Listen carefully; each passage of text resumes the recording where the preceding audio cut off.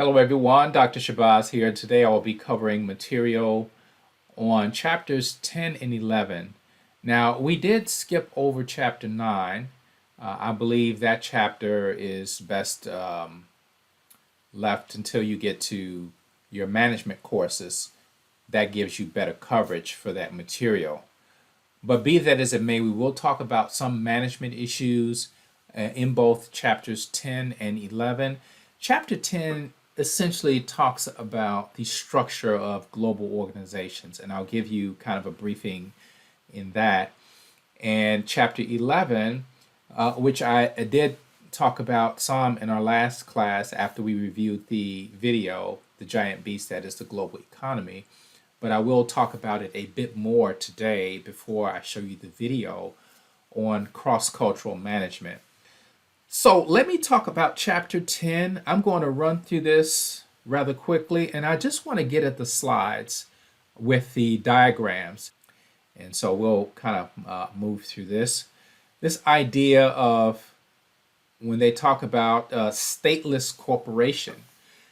Now, the function of corporations have changed. You have organizations that are centralized. You have some that are decentralized.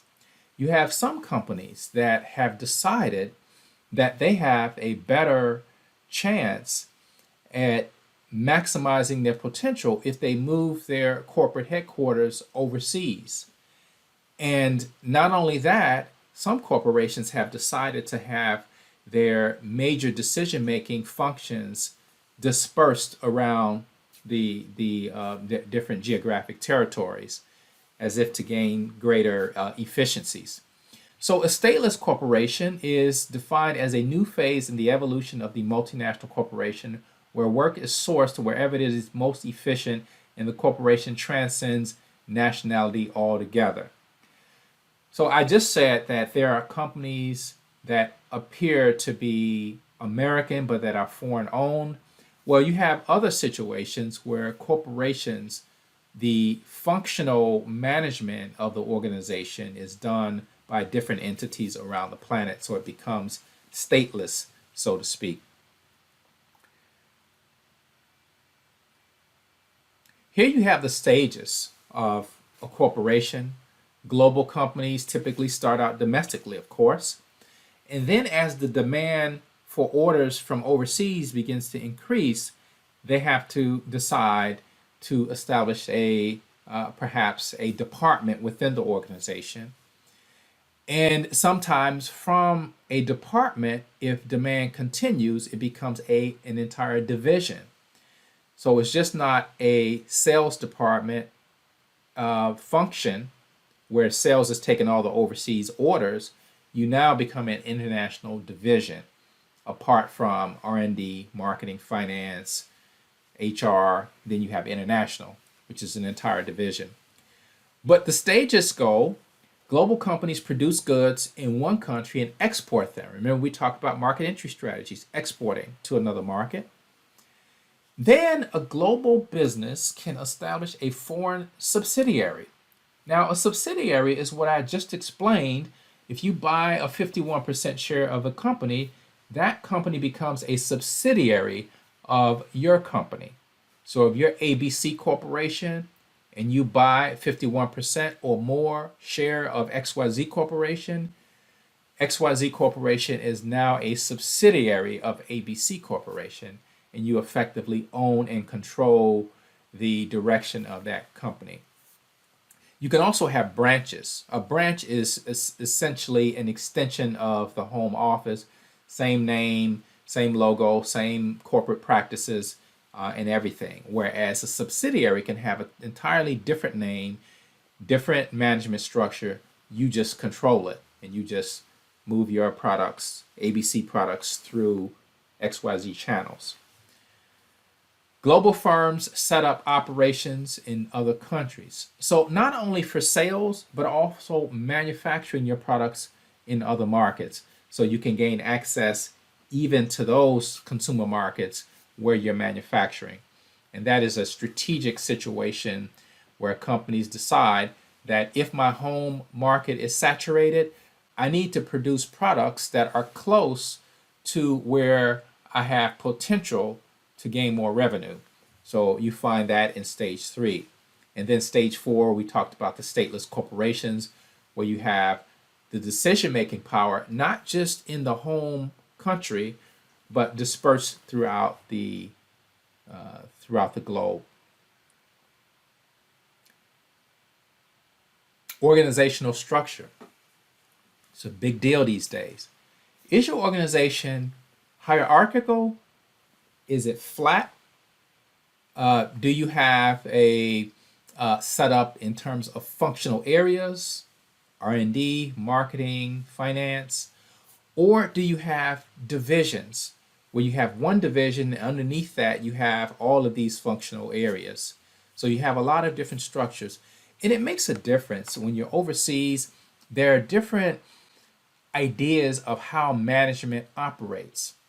And whether you have a centralized system and you have spokes, you have a kind of a spoke system where everybody is looking inward to that management team, or you have something that's a little bit more equitable in terms of how much input that you can give to the team.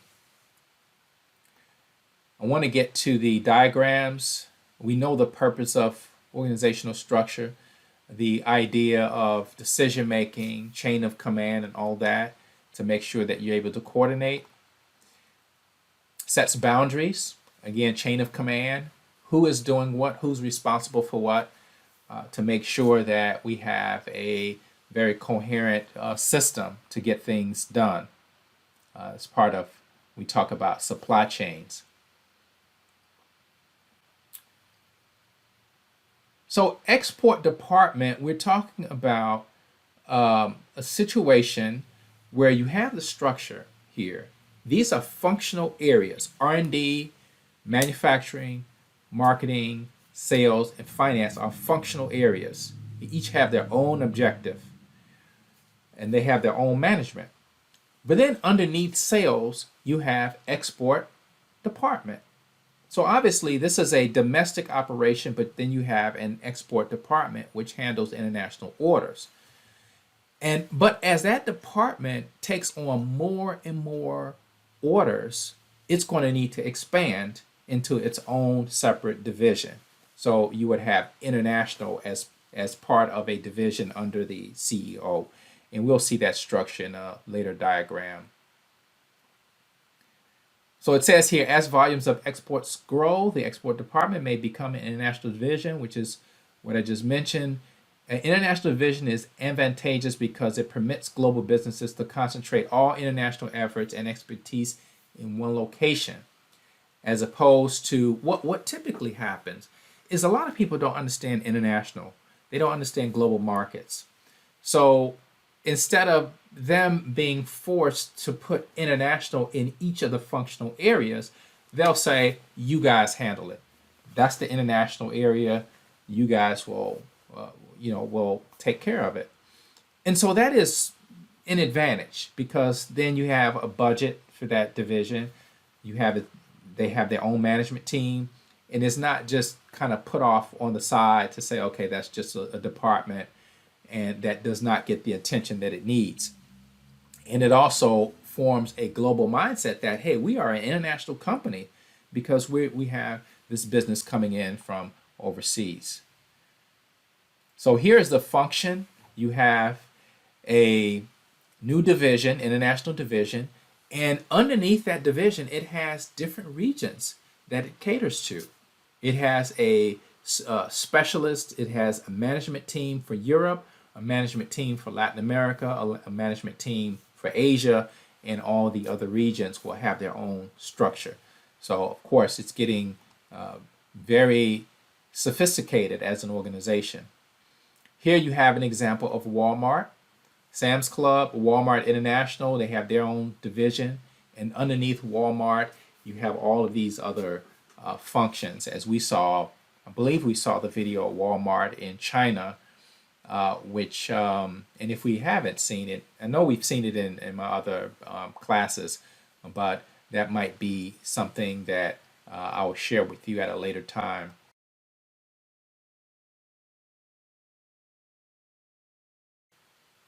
What are some disadvantages? Disadvantages can be, and this is common as I move on to talking about international management, there's sometimes a communication issue. And as you will see in the video at the end of this video, that sometimes the home office don't really understand the international branch overseas.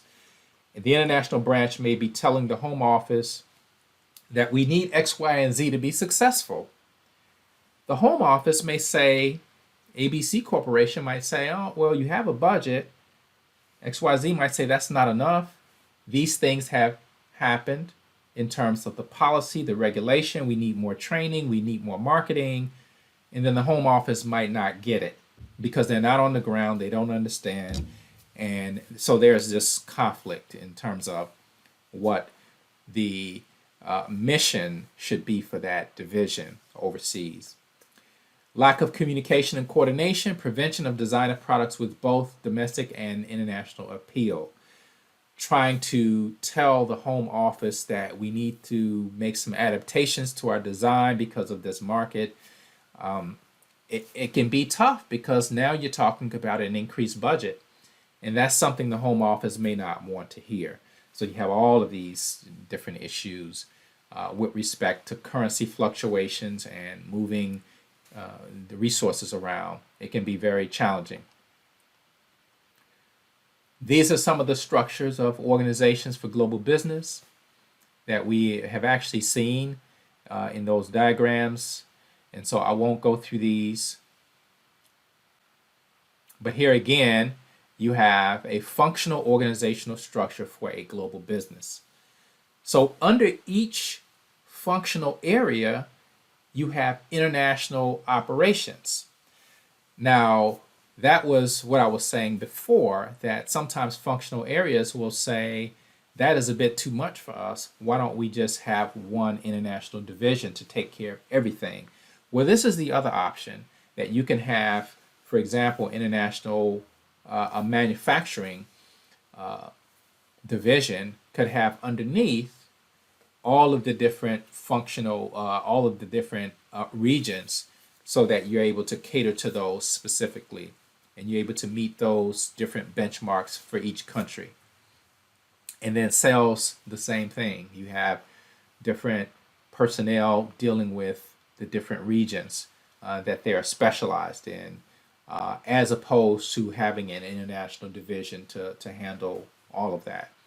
Different strategies depending on the type of industry that you're in, and also the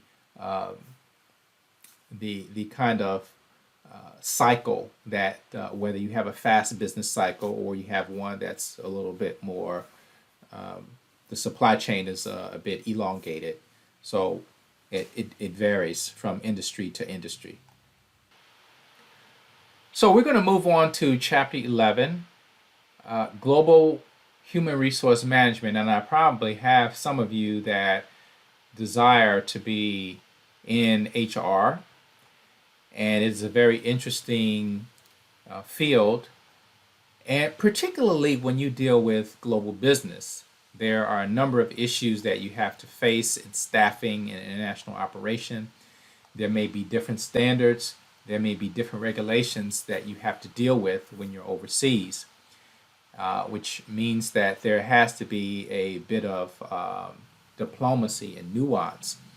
As we discussed with the ethics issue of somebody stealing from the inventory overseas, there has to be a bit more nuance in terms of how you deal with these situations. So some of this I've already mentioned. The Hofstede's framework is very prevalent when you talk about cultural issues overseas. And as I mentioned to you that there are 6 elements, can you all identify the 6th element of the Hofstede's framework? We know the 5 that are listed here: the power distance, the degree in which we accept authority, meaning the hierarchical structure, trusting the boss to say, okay, the boss is giving me this directive. then I follow it. I don't question it. This is the structure. I respect it. And you fall in line. So power distance is defined as the degree of equality of authority distribution in a given society and its workplaces and employee expectations related to the same.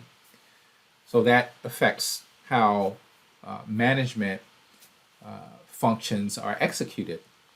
Uncertainty avoidance, a culture's degree for predictability or the lack of predictability in the workplace or elsewhere. Having stability and knowing that you are part of a family is a big mantra in Japan because you're considered part of a family in a corporate structure.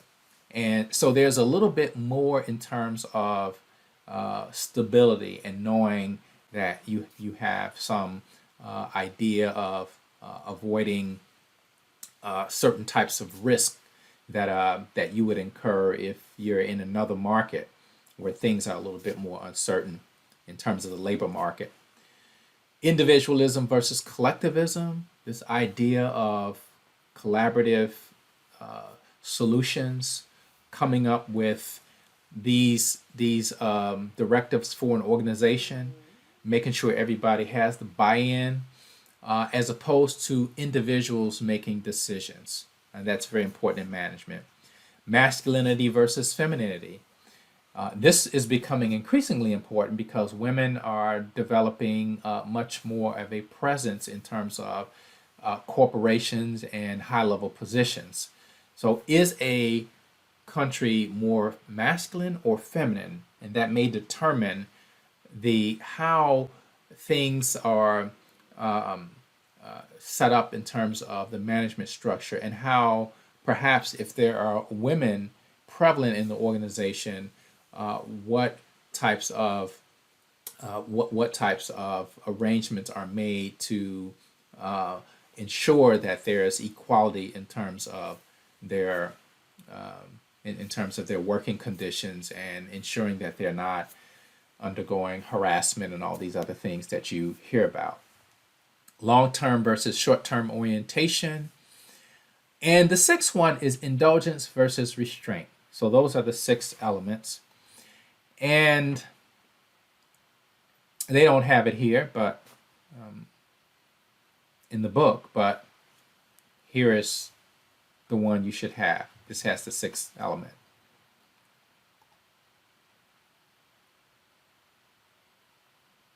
So this idea of immigration you hear a lot about in this country, south of the border. You hear President Trump talking about these issues. It's been a political debate. You haven't really heard much. There were a couple of debates, but they haven't really talked about many issues. It's just been mostly name calling, and it hasn't really been edifying. But be that as it may, this is a major issue. And for many countries, it becomes more of an issue because of the fact that some countries do not have all of the talent that is needed. And so they have to import talent from a neighboring country or from overseas. Give you an example. This country, going into the year 2000, had a problem with its computers. The computers were kind of, I guess you can say, coded for a 2-digit month, 2-digit day, and 2-digit year. So for the year 1999, that would be 99, right? It would be 12/31/99, which is New Year's Eve. So now, if you're going to the next day, which is 1/1/2000, the computer may think it's the year 1900, right? Because it's assuming the first 2 digits are 19. So this was a major issue because people were saying, oh, computers are going to go haywire. I'm going to have bills that are 100 years overdue, and they're going to be computer malfunctions. And certainly there was a lot of frenzy that was built up. But what happened here is there was not enough computer specialists to handle this problem with the computers. So they had to import engineers and computer scientists from India and give out H-1B visas so that they can fix the problem. And that was a major issue here. And it resulted in a lot of Indians coming here, doing well, and then going back to India and setting up those companies that you saw in the video, The Other Side of Outsourcing. So it was a very interesting period of time. Of course, you have the idea of regulations in terms of workers coming in, hopefully legally, and you have that as another question as to whether workers are legal and whether companies turn a blind eye to illegal workers. Outsourcing we talked about. There's actually a film that was called Outsourced. And this film was about, interestingly enough, an American who was supposed to go overseas to India and train basically his replacements because they were going to outsource that function overseas to India, and he had to go over there and train his replacements. And of course, it was not a very good situation for him. And this is a movie, but it is based on something that was happening a lot in the 2000s because of some of the issues that I just mentioned. The U.S. not having enough talent in certain areas, and so they began to outsource many functions overseas, most notably to India. And I remember an article in Fast Company. It was a cover story, and it had thumbnails of all of these employees that had been outsourced. And in the article, they talked about these were various testimonies, and people were saying, yeah, I had these Indians that came in, and I had to train them. I actually had to train my replacements, and the training was, of course, my severance package was contingent on me training them. So if I didn't train them, then I wouldn't get my severance package. And there were a lot of other issues in there, entire divisions being eliminated, and then the division being moved overseas. And so this was a very big issue, became a political issue as well in many of the political campaigns over the years. And then you have offshoring, where you actually take your operations overseas. And that is looking at different efficiencies within an organization, transferring an organizational function to another country, regardless of whether this function is outsourced or stays within the same firm. So you can have the same firm, but you just have that function being executed in another country. Staffing policies. I mentioned this last time. You have a lot of different options in terms of taking an American and having them to go over and run a department, using host country managers from that country, having even people from other countries that may come in and manage the team in your US-based company. And then, of course, when you're an expatriate, that means you're coming from somewhere else into the country that the operations are being conducted. And then you have virtual staffing, which is something that we're dealing with a lot now because of the coronavirus. You have these entire teams that are virtually managed. And how do you keep the morale and the unity in that organization when you're doing it virtually? Well, it's something that we're all learning now, and it's not very easy to do that and to keep the morale. It says here, it's hard for virtual expatriates to build a strong and trusting relationship with people in a foreign office. That's true to an extent, but of course we're learning how to do that increasingly as we go through this period of virtual education and virtual business. A lot of different issues. If you're going overseas, you're an expatriate, maybe You don't know the language, you don't know the culture, your family's not with you, and so you get all of these emotions. Now, one of the things that they'll mention in the video as I make way for it is that you should not only hang out in the expatriate community, which means basically the Americans and the English-speaking people that you may find, maybe from England and some other places. But typically, it means hanging around your own people, hanging around other Americans, because then you don't adjust to that particular environment, and it certainly can be much more difficult in terms of making the adjustment. The idea of training and development becomes very important to ensure that there is an understanding between how this company operates. And sometimes it's a challenge to take American management philosophy and convey it to those in another country because they're used to a different style. And so that's where training and development comes into play. Of course, if you're a manager, you have to be familiar with the different standards, labor rights, the culture. For example, if you're in a foreign environment, I mentioned this before, and you're in a Muslim country, you'll know that people have to make their prayers at a certain time, and you're expected to allow them to do that. In other situations, also in Muslim countries, it is expected that even during times of, let's say, a holiday like Ramadan, where people fast from sunup to sundown, and then there's a big feast, there's an iftar at the end of the day. Even though you might not be a Muslim, if you're in that foreign environment, you're expected not to fast necessarily, but not to eat out in public, because everybody's fasting. It's a very sacred activity all month long. So in those environments, you're expected to abide by the customs so that you're not making these, you're not being an ugly American, as the term is. The term is, it used to be very common, this ugly American syndrome, but I think Americans have learned a lot over the years.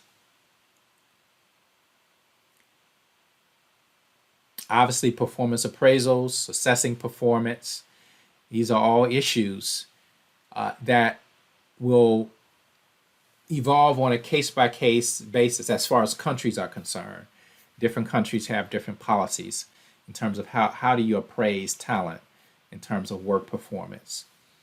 There are different definitions as to what being effective is, but that's how you have to convey that to your workers, the standards of your company in terms of work performance, in terms of benchmarking, and all of these things that we hear a lot about here in the United States. So I'm going to begin playing the video here, and I am sure that you will find this video to be very intriguing. It's an old school video, and you'll see examples of that. I mean, you'll be able to visually be able to see that it's an older video, but I have not been able to find a video quite like this, where you have these scenarios that are played out and you actually see all these things happening. So hopefully you will be able to get through the video. I think it's very interesting. We will have a quiz on some of these terms. I will have a quiz lined up for you, and you certainly it would behoove you to get through this video, as painful as it is. And I realize this is not entertainment, and I mean, I could make it more entertaining. I can put more stuff, I can tell more jokes, but I believe that in this type of virtual environment, we have to kind of develop some kind of taste for these presentations, because it's not going away. I mean, we're going to be doing these presentations virtually for a long time. Now, this is not interactive. This is asynchronous, and so you can go at your own pace. So get through the video, and again, I will have a quiz on some of these concepts in the video, so make sure you get through it and that you're prepared. Okay, so I'll see you on Thursday, and hopefully you'll have a very successful and prosperous day. Take care.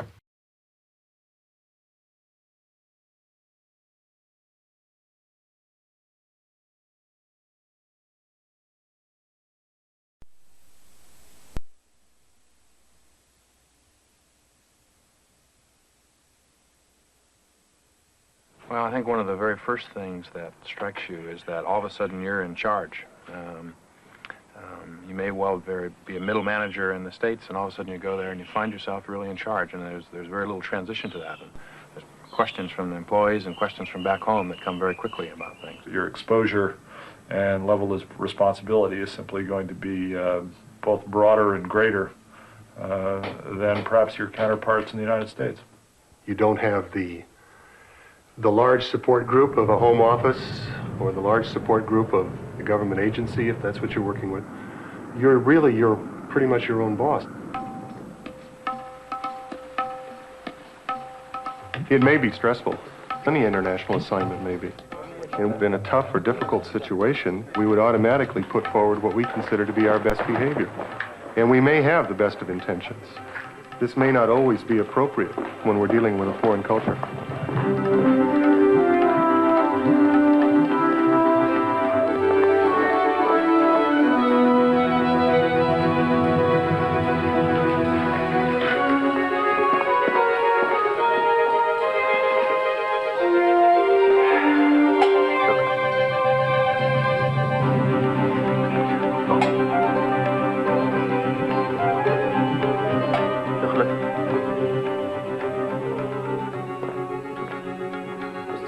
Yes, this way, please.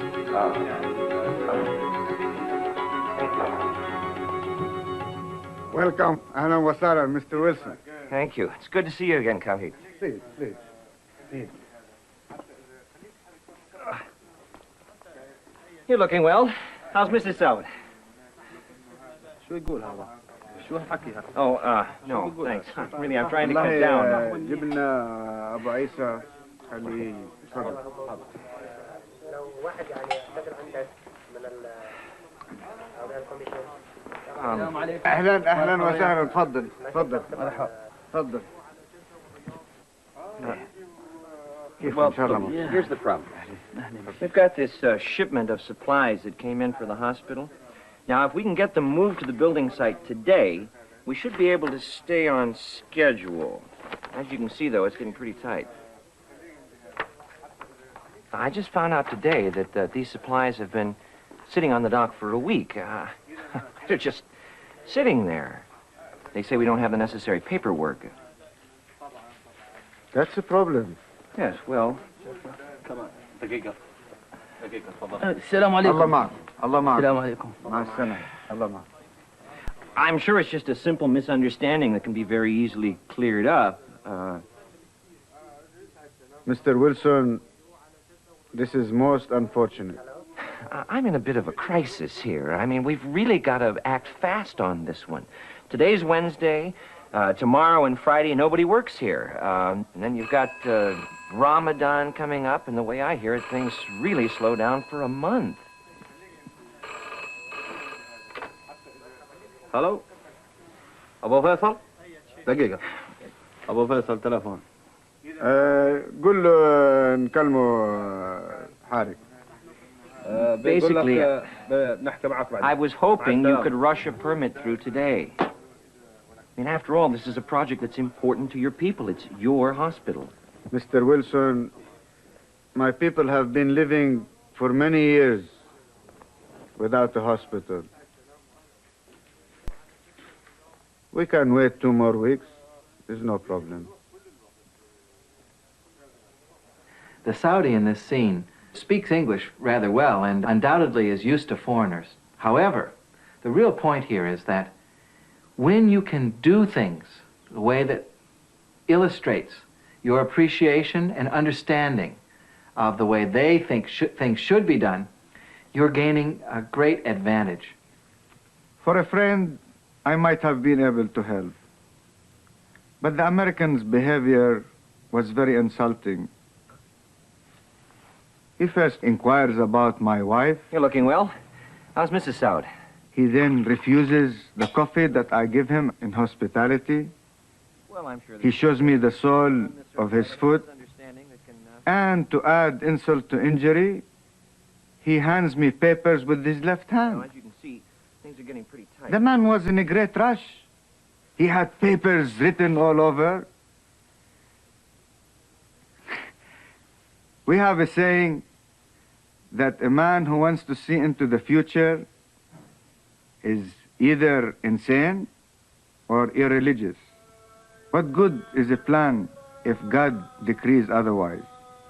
There are some really basic tenets of their religion that you should learn before you go to an area where religion is very important. A lot of people, particularly I think in America, ask the question, why do we really have to go to all that trouble to learn another culture when, in fact, our way of doing things and the Western way of business and technology has spread around the world, and people to work with us and work for us should learn our ways. To a degree, they are learning our ways, no doubt about it. But to work well with them, to have them work well with us, to get the best from the possibilities, to reach that full potential, we have to know where cultural differences are causing great barriers. If the person is able to establish and maintain a personal relationship with the host national, that will determine more than anything else that person's success. Many of our projects overseas now are transfer of technology. I can have all kinds of knowledge in my head, and I can have skills that I've learned over 20 years. But if I don't have this rapport, this relationship with this host national, it will not be transferred. We get very used to people in the States taking responsibility, defining the task, setting the objectives, and then that person goes off and does it. And if they have difficulty or have some questions about it, they'll come back and ask you that. In Hong Kong, that doesn't happen at all. If people don't understand what the responsibility is, or they don't understand what the objective is, they just go off and do nothing. And it's very difficult to get used to that. The other side of that, of course, then, is that after you discover that that's happening, you can't go to that person and reprimand them in a very severe fashion, because then that would cause the person to lose face. In India, for example, the role of the manager is to make decisions. He's paid to make decisions. He is respected because he has the ability to make decisions. The employee role is to carry out the decisions made by the manager, not to question them, not to come up with suggestions that might improve a managerial decision, because his role is to please his supervisor or his manager. Hi. Hello, sir. I've just been looking around, and I've noticed that most of the key punches aren't too busy. So I'm hoping you might help me out. I sent up some orders for compilations, but really my department could use them tonight. So I was wondering, since things look kind of slow down here, if maybe you could reschedule my work. Maybe move it up a bit. What a question. In his position, he should know tomorrow's payroll has priority. It would be insolent to even answer such a question. I should involve him in this decision. Get him to accept some responsibility. Well, is there anything running right now that maybe you could shift to a lower priority? Or maybe you could have someone key punch my job during lunch? Why is he insisting on asking me this? He's my superior. He's paid to make decisions, not me. Whatever you say, sir. He's refusing to accept responsibility. Well, it's your department. I'm sure you're the best judge of what could be done. I'd better tell him what he wants to hear. Very well, sir. I'll reschedule your work as priority. Okay. Okay. Well, thanks a lot. Thank you.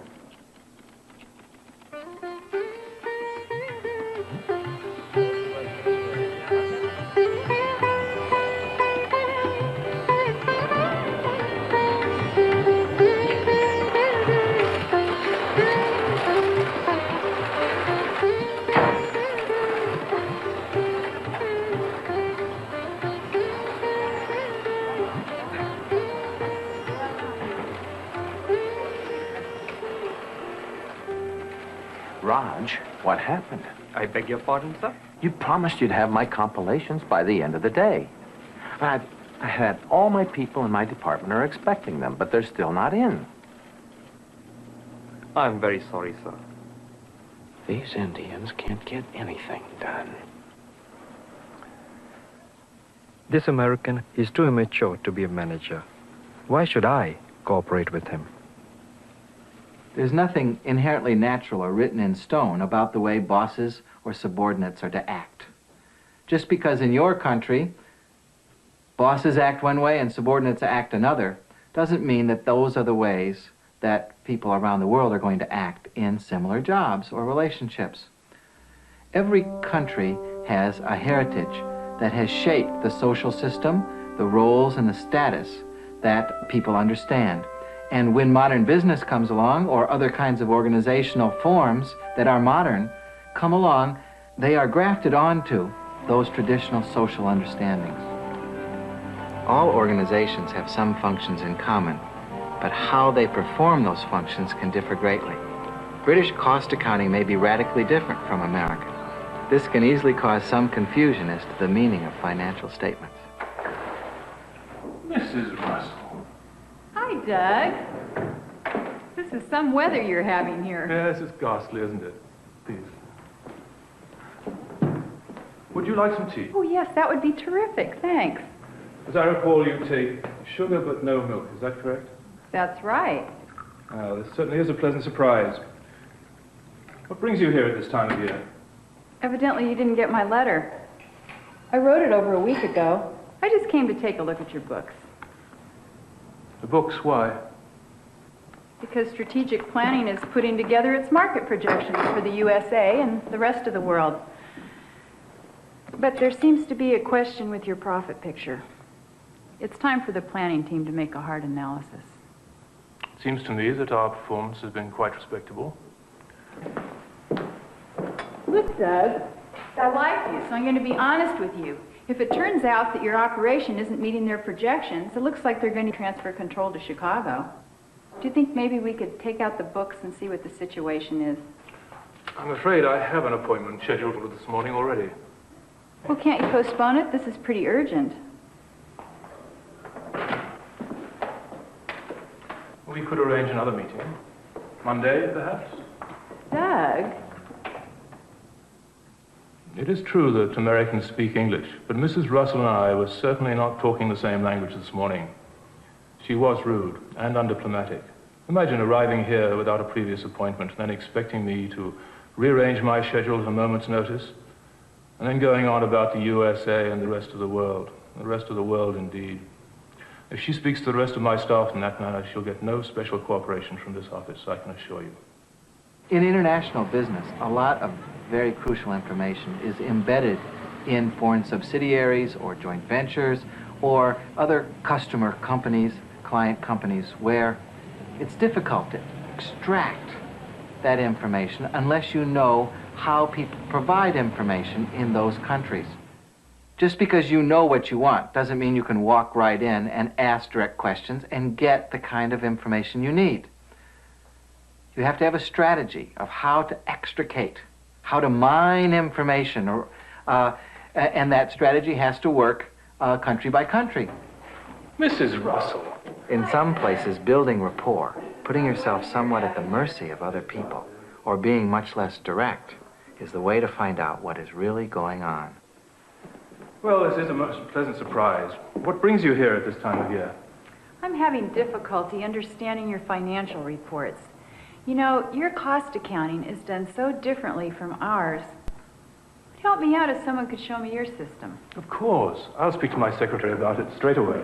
Keep always in mind that the two realities, the one of the home office and the one of the local situation, are both real, and you should keep in touch with both of them. Don't hide out in the local scene or just in the American community. Always be listening to 2 points of view, because your job is to seek the best combination, that which will work to achieve results on the scene for your company. Dealing with headquarters can be very difficult because often you're dealing with people who don't understand, who haven't lived overseas, who haven't been involved in the local environment, and think that you're going native on them, or think that you don't understand, or you're not responding the way you ought to respond.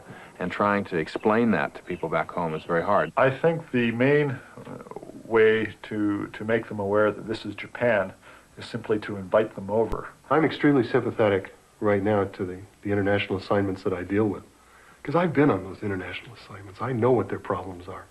What really can give you the competitive edge over price and service, which a lot of people are trying to give, is actually getting over there and actually seeing these people.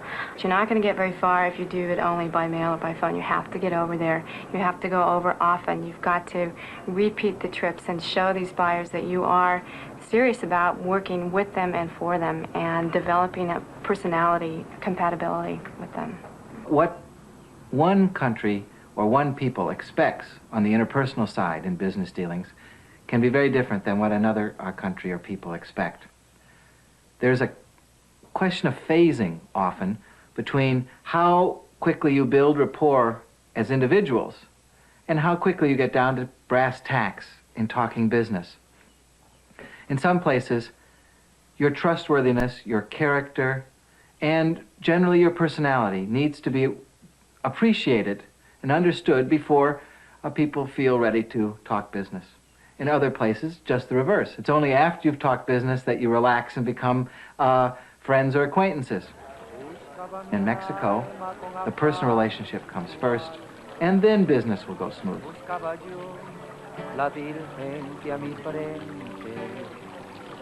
Tocada con sus labios dulcemente ya con esta experiencia que tienes en el febril inso del amor buscaba yo la mujer guarida y ¡Hey, mi hermano! ¿Qué tal, hombre? ¿Cómo estás? mucho gusto. ¿Qué te trae por aquí? Encantado de saludarte, señor. Es un placer.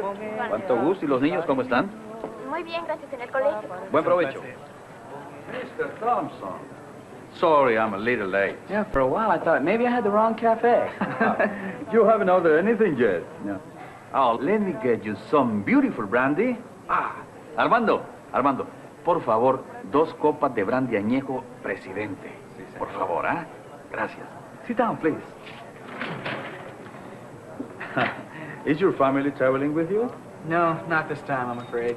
That's too bad. Imagine traveling to a foreign country without loved ones can be a lonely experience. Don't you agree? Well, I travel a lot.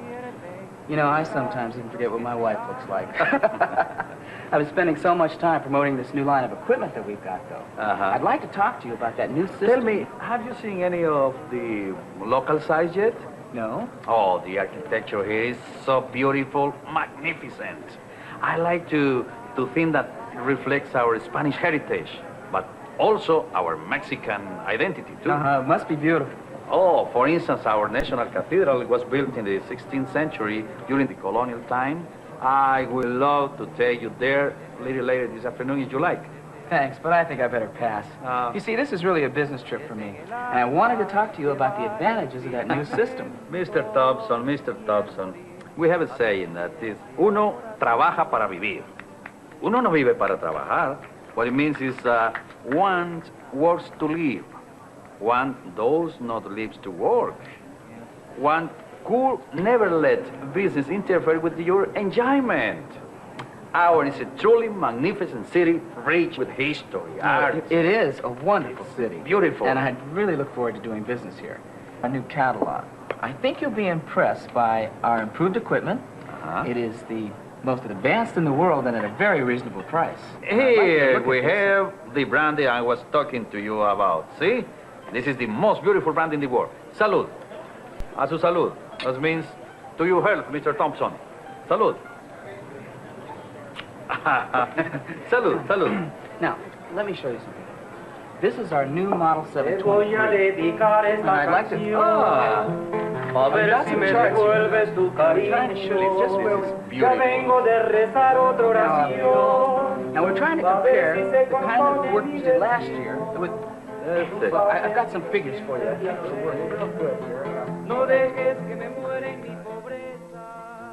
The American was getting a lot of signals from Mr. Herrera about Mr. Herrera's expectations. Mr. Herrera was pointing out that there was a wonderful cathedral that he wanted you to see. It was something he was proud of, that was representative of his culture. And by paying attention to that and getting excited about it with him, chances are that great strides could be made toward the final negotiation much faster than pushing the contract at him. This man, Thompson, he wasn't there talking to me. He was only talking to himself. He was talking to his catalog, the sales and catalogs. That's all. No, I will never think for a moment to sign that contract. No way, Mr. Thompson. That's not the way to do business in Mexico or in Latin America. Salud. You have to have a lot of patience, and you have to be prepared for things to take a lot longer than you'd normally expect them to happen. And you have to have almost a broad perspective on things. You have to have very good connections. If you're going to make that kind of a trip, you have to have very good connections, and your people in those places have to have things well set up and well organized for you. There's probably more methodical pace in European negotiations, and once you get accustomed to that fact, it's very easy to adapt to. But you do have to take into account that people are not going to come to a meeting with the expectation necessarily of reaching a conclusion. It may be that this is only a preliminary meeting. You need to set an agenda for your next meeting, and the next meeting will reach tentative preliminary conclusions and so on. And once you accept the fact that the decision-making process is going to be somewhat more elongated than what you may be accustomed to here, you can phase your timing to match it just fine. If anyone coming from the United States or another Western country is simply sensitive to the people, starting with the assumption that they're different and that what makes them tick and what satisfies them is not going to be the same thing that satisfies you, and is sensitive to that and can pick up on facial expressions, body language, participation, motivation. You don't need to be fluent in language to understand that perhaps you have to modify your style. The key to motivating a person in another culture might not be money, it might not be a big raise or a big new position. It's more often that what motivates is the ability to be an effective member in a team. It's the interdependencies and the harmony that's required for efficient group work in Japan. Everybody is involved in the decision-making process, and surprises are avoided. Excuse me. Excuse me. Excuse me. Before we break this up, I'd like to make an announcement. I hope you'll excuse me for speaking in English, but as most of you know, my Japanese isn't very good. You all know Tommy Wakayama. I'm sure you all like and respect him as much as I do. Well, since I arrived here a month and a half ago, I've been very aware of Tommy's fine performance in every aspect of his job. Tommy's the kind of worker we like to see back at headquarters. He's a real go-getter. But more than that, he has the ability to function creatively, to use his own intelligence and initiative.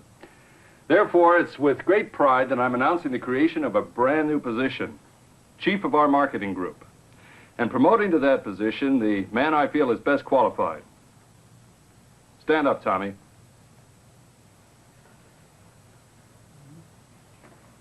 Let me be the first to shake your hand.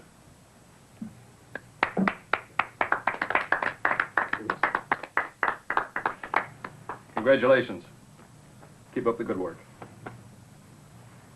Thank you, John-san.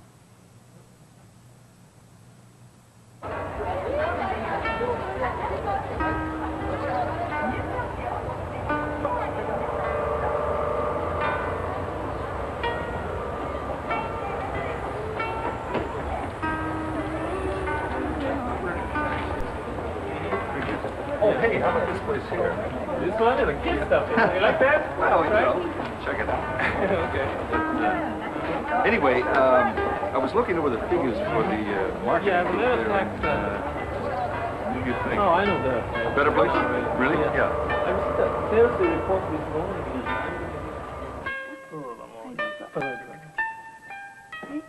Arigatou gozaimasu. どうぞいたします。いや、どうも。はい。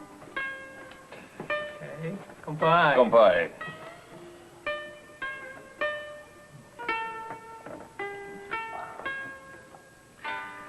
You know, Kobayashi-san, I don't understand it.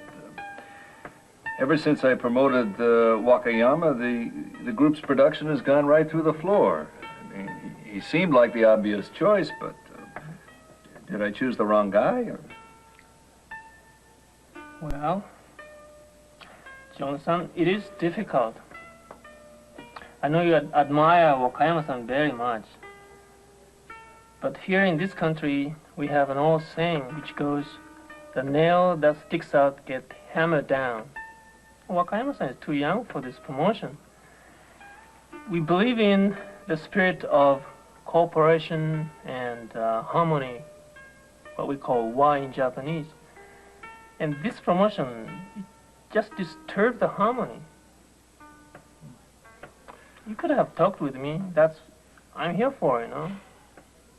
I understand what you're saying. Well, I think you learn, you make mistakes, and if you're lucky, you have someone on your staff who understands foreigners and who will sort of call you off to the side and explain to you that you just did that the wrong way. It does help a great deal to find somebody who can kind of be like a coach or a mentor, someone who can guide you through the intricacies of giving a talk to the employees, or selling the product, or just finding a place to live. You want, therefore, to locate one or maybe two or three people to whom you can give a great deal of trust and who will be open with you about the mistakes you're making. Well, I certainly had in the American community a number of sounding boards, mentors, people I could go to and be briefed, brought up to speed on local matters, and I found that invaluable. But that's part of the networking I think we all do, whether here or abroad. I know I've always been asked, well, why do I have to do the adapting? Why can't they adapt to me? One thing that's very important to remember is that when we're working in France or Saudi Arabia or Japan or wherever with someone who has learned English, he's already gone more than halfway to adapt to you. He knows about you because he sees American television, he sees American movies, he reads American books. He reads Time magazine or Newsweek or the International Herald Tribune. He knows about America. We have to learn about him. We have to go at least halfway. There's no overestimating the importance of learning the host national's way of doing business.